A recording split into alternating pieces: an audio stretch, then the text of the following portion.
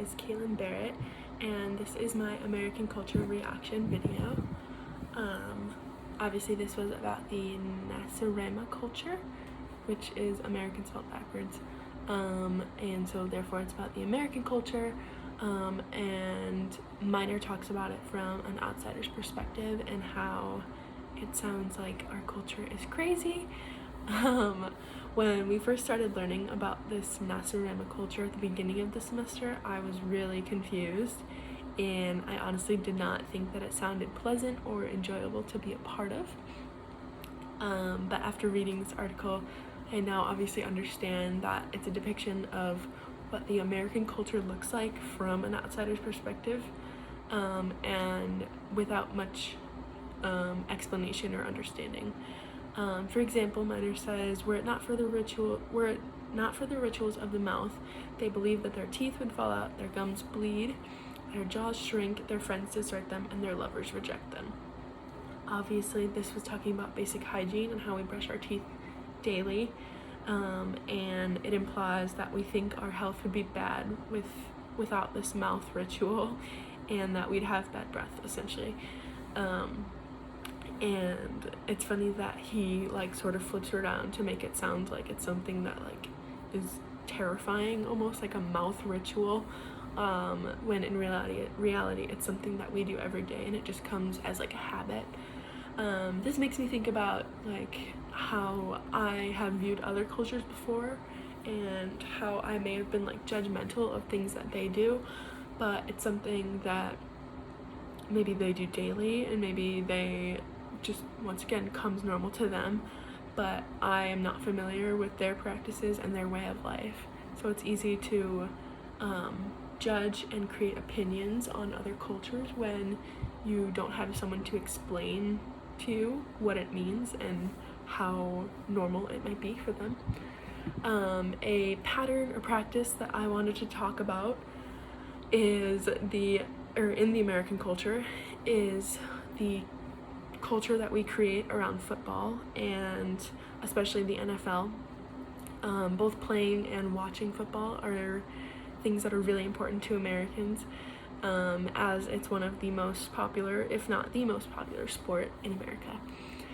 From an outsider's perspective, I could see how if you saw a football game, you might think it was crazy. And I tried to come up with an explanation of how Minor would put it, and I said that they may describe this game as a horrible ritual where swarms of men take turns charging at and attacking each other while trying to achieve victory by reaching their oval-shaped rock to the other end of the field.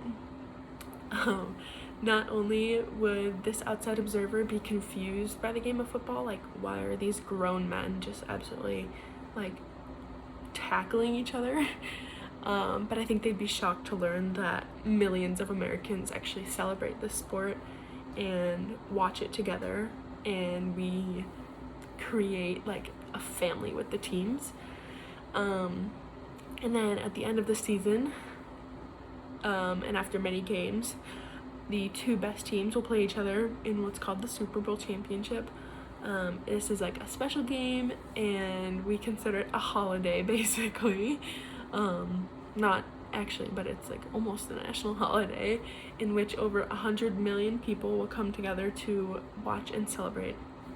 The reason that I think football, and especially the Super Bowl, is so representative of American culture is because each year the rivalries between teams grow so strong, and Americans show such great pride in those teams, whether it's someone that they know is on the team, or it's for their state, or literally just anything. Maybe they just like someone on the team. I think that it's a true representation of American spirit because it brings people together through this common interest that people of all ages and all different types of people can enjoy.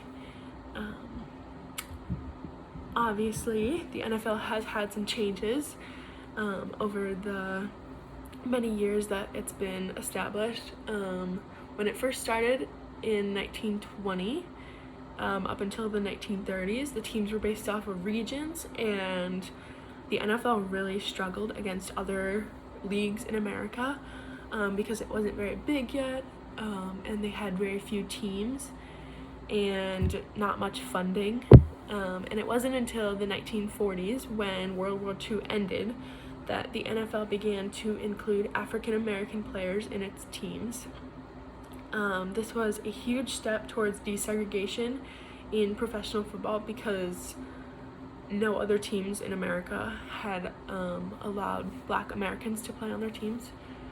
And then between the 50s and 60s, the NFL combined with one other league in America to gain a few more teams, to grow, and to get some more talent amongst their entire league.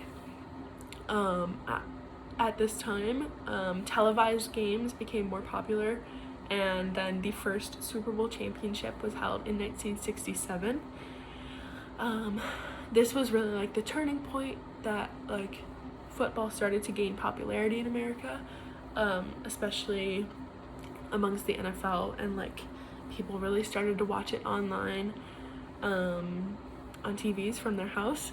And after this, the league continued to expand like crazy, and they added new teams and allowed players to then move around these teams, which comes with like the draft and free agents.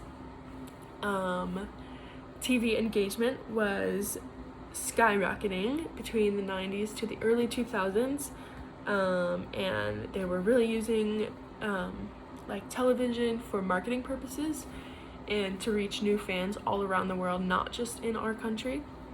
And then between the 2010s and now, the NFL has really developed like its rules for its players, both in the game and as like contracts have come about.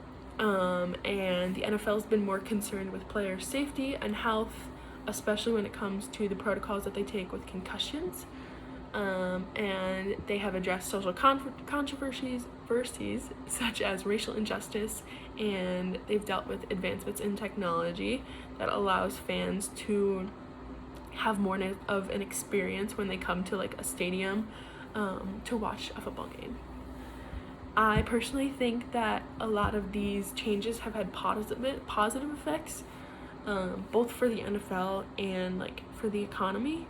It's generated a lot of money for our country, and I think that these changes have been necessary for the growth of the league.